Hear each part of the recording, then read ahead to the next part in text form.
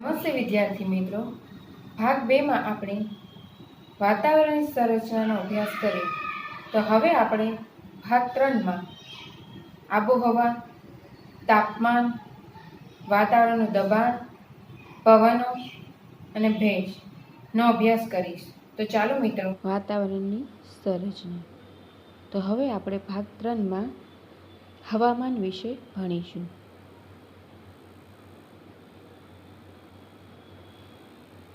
હવામાન એટલે ટૂંકા સમયગાળાની વાતાવરણની સરેરાશ પરિસ્થિતિ. કોઈપણ સ્થળ, પ્રદેશનું હવામાન, તાપમાન, ભેજ, વરસાદ, હવાનું દબાણ, ધુમ્મસ કે વાદળોના આધારે નક્કી થાય છે.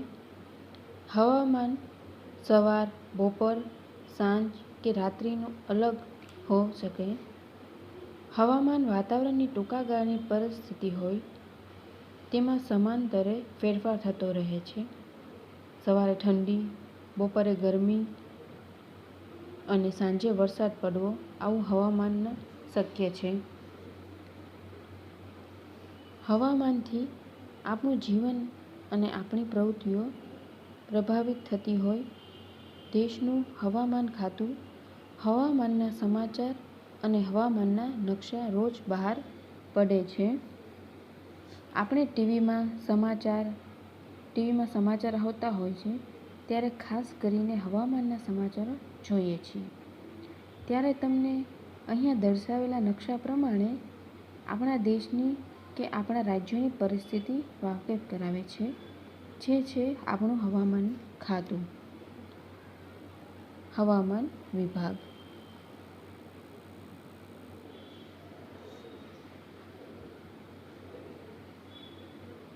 તો વિદ્યાર્થી મિત્રો, આપણે ન્યૂઝપેપરમાં સમાચારમાં જોઈએ છીએ આજે અહીંયા આટલો વરસાદ આવશે. હવામાનની જે આગાહી કરવામાં આવે છે એ જેના આધારે કરવામાં આવે છે એ તો ખ્યાલ જ હશે. આપણને તો જોઈએ કે હવામાન ખાતું જે ટીવીમાં હવામાન આધારિત સમાચાર જોઈએ છીએ આપણને ક્યાંથી મળે છે, જે આપણને ચેતવણી આપે છે કે 2 દિવસ કે 5 દિવસમાં અહીંયા ખૂબ વરસાદ પડવાનો છે, વાવાઝોડું આવવાનું છે. આવા બધા જ જે હવામાનને લગતા સમાચાર મળે છે તે આપણને હવામાન વિભાગ ખાતા તરફથી મળે છે. હવે ભારત હવામાન વિભાગ IMD એ ભારત સરકારના પૃથ્વી વિજ્ઞાન મંત્રાલયની એક એજન્સી છે. તે હવામાન શાસ્ત્રના નિરીક્ષણો, હવામાન આગાહી અને સેસ્મિકોલોજી માટે ભારત અને એન્ટાર્કટિકામાં સેકન્ડો નિરીક્ષણ સ્ટેશન ચલાવે છે. પ્રાદેશિક કચેરીઓ મુંબઈ, કોલકાતા, નાગપુર અને પુણે ખાતે છે. મુખ્ય મથક મોસમ ભવન, લોધી રોડ, નવી દિલ્હી. સ્થાપક છે ભારત સરકાર. સ્થાપના 1875. સહાયક કંપનીઓ પ્રાદેશિક હવામાન કેન્દ્ર, ચેન્નાઈ, ભારતીય ઉષ્ણકટિબંધીય હવામાન સંસ્થા, પિતૃ સંગઠન, પૃથ્વી વિજ્ઞાન મંત્રાલય. તો હવે આપણે જોઈશું આબોહવા. સામાન્ય રીતે અહીંયા આપણે કીધું છે કે અહીંયા આપણે જમ્મુની આબોહવા ઠંડી હોય છે. માનવ જીવન, પ્રાણીઓ, વનસ્પતિઓ એ રીતે દક્ષિણમાં પણ જાઓ તો ત્યાં આબોહવા ગરમી અને વધુ વરસાદવાળી હોય છે. ત્યાંના લોકોના પહેરવેશ, ખોરાક, પ્રાણીઓ, રહેણી-કહેણી બધી જ એ રીતે આબોહવા પ્રમાણે અનુકૂળ હશે. સામાન્ય રીતે કોઈ પ્રદેશની 35 કે તેથી વધુ વર્ષોની સરેરાશ હવામાનની સ્થિતિ એટલે કે આબોહવા. આબોહવા સ્થાનિક પરિસ્થિતિ, તાપમાન, ભેજ, વરસાદ, હવાનું દબાણ, ધુમ્મસ ને ધ્યાનમાં રાખી નક્કી કરવામાં આવે છે. આબોહવા જે તે પ્રદેશની જીવન સૃષ્ટિ, પ્રાણી સૃષ્ટિ અને માનવ જીવન તથા તેવી પ્રવૃત્તિઓને સીધી અસર કરે છે. તો આપણે જોયું હવામાન, આબોહવા. હવે જોઈશું તાપમાન. અહીંયા પૃથ્વીના નકશામાં આધારે તમને ખ્યાલ આવશે કે વિષુવવૃત્તીય પ્રદેશ છે એ લાલાશ પડતો દર્શાવવામાં આવ્યો છે. ત્યાં તાપમાનની સ્થિતિ વધુ છે અને પછી બંને ધ્રુવોની જોતાં તે તાપમાનમાં ઘટાડો થતો જાય છે અને તમે નકશાને આધારે પણ જોઈ શકો છો. હવામાં રહેલ ગરમીની સપાટીને તાપમાન કહે છે. વાતાવરણના તાપમાનના દિવસ અને રાત્રિ દરમિયાન જે ફેરફાર અનુભવાય છે, તાપમાન ઋતુઓ પ્રમાણે પણ બદલાય છે. શિયાળા કરતાં ઉનાળામાં તાપમાન વધુ હોય છે. સૂર્યઘાત એ તાપમાનના વિતરણને અસર કરતું મહત્વનું પરિબળ છે. સૂર્યઘાતનું પ્રમાણ વિષુવવૃત્તીય ધ્રુવો તરફ ઘટે છે. આ કારણે ધ્રુવ પ્રદેશો બરફથી ઢંકાયેલા હોય છે. આ કારણે જો પૃથ્વી પર તાપમાન વધી જાય તો ખેતી પાકો ઉગી શકે નહીં. શહેરોમાં ગામડા કરતાં વધારે તાપમાન અનુભવાય છે. એનું કારણ પાકી સડકો, સિમેન્ટ પરથી બનેલી ઇમારતો છે. તો હવે આપણે જોઈશું વાતાવરણનું દબાણ.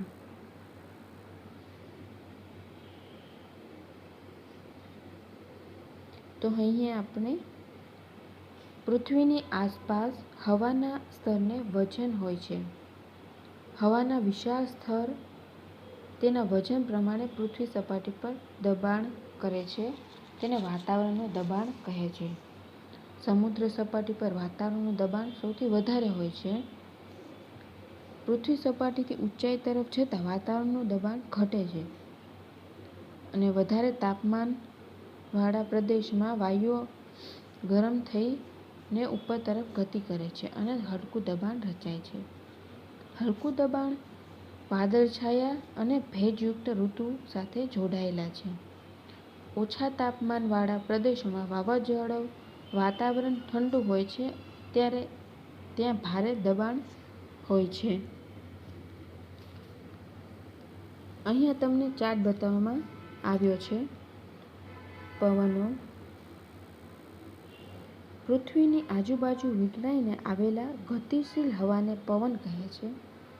સામાન્ય રીતે પૃથ્વી પર નિર્માણ થતા હવાના હલકા ભારે દબાણો છે. તેના મુખ્ય 3 પ્રકારો છે: કાયમી પવનો, મોસમી પવનો અને દૈનિક કે સ્થાનિક પવનો. તો તમે ચાર્ટમાં જોઈ શકો છો કાયમી, મોસમી અને સ્થાનિક. કાયમીમાં છે વ્યાપારી, પશ્ચિમીય, ધ્રુવીય અને મોસમીમાં જોશો તો ઉનાળાના અને શિયાળાના હોય. અને સ્થાનિકમાં જોઈએ તો દરિયાઈ જમીન લહેરો, પર્વત ખીણની લહેરો. તો કાયમી પવનોમાં આપણે ચાર્ટ પ્રમાણે જોઈએ તો કાયમી પવનો પૃથ્વીની સપાટી ઉપર કેટલાક ભાગમાં બારેમાસ નિશ્ચિત દિશામાંથી પવનો વાય છે, જેને આપણે કાયમી પવનો કહે છે. કાયમી પવનોમાં વ્યાપારી પવનો, પશ્ચિમીય પવનો અને ધ્રુવીય પવનો સમાવેશ થાય છે. બીજું છે મોસમી પવનો. પૃથ્વીની સપાટી ઉપર કેટલાક પવનો ઋતુ પ્રમાણે વાય છે અને તેની દિશા ઋતુ પ્રમાણે બદલાય છે. તેને મોસમી પવનો કહેવાય છે. ભારત, મ્યાનમાર, બાંગ્લાદેશ વગેરે દેશોમાં આ પ્રકારના પવનો વાતા હોવાથી આ દેશોને મોસમી પવનો કહેવાય છે. ઉનાળામાં નૈઋત્ય પવનો અને શિયાળામાં ઈશાન ખૂણેથી વાતા પવનો આ પ્રકારના પવનો ઉદાહરણ છે. સ્થાનિક પવનો પૃથ્વીની સપાટી ઉપર કેટલાક પ્રદેશોમાં ટૂંકા સમય માટે હવાના દબાણમાં થતા ફેરફારને કારણે ઉદ્ભવતા પવનોને સ્થાનિક પવનો કહે છે. સ્થાનિક પવનોના ઉદાહરણ તરીકે દરિયાઈ જમીનની લહેરો, પર્વત અને ખીણની લહેરોનું લૂ અને શીતલહેર વગેરે કહે છે. તો હવે વિદ્યાર્થી મિત્રો, અહીંયા દર્શાવેલ ચિત્રો એ તમને ક્યાંક ને ક્યાંક જોયા હશે. આપણા શહેરમાં તમે ક્યાંક ને ક્યાંક ફરવા ગયા હોય, ખાસ કરીને કે દરિયા કિનારાની આજુબાજુ જોવા મળે છે. મોટા ટાવરોની ઉપર પણ જોયા હશે. આમાંના બે છે પવન વેગમાપક અને બીજું છે પવન દિશાદર્શક. હવે આ બંનેનું કાર્ય શું છે એ આપણે જોઈએ. પવન વેગમાપક એટલે કે વેગ એટલે કે ઝડપ. પવન કેટલી ઝડપે આવી રહ્યો છે એ માપવાનું સાધન એટલે કે પવન વેગમાપક. અને બીજું છે પવન દિશાદર્શક એટલે કે પવન કઈ બાજુએથી આવે છે એ દર્શાવે છે કે આપણને પવન કઈ દિશામાંથી આવે છે એને કહે છે પવન દિશાદર્શક કહે છે. હવે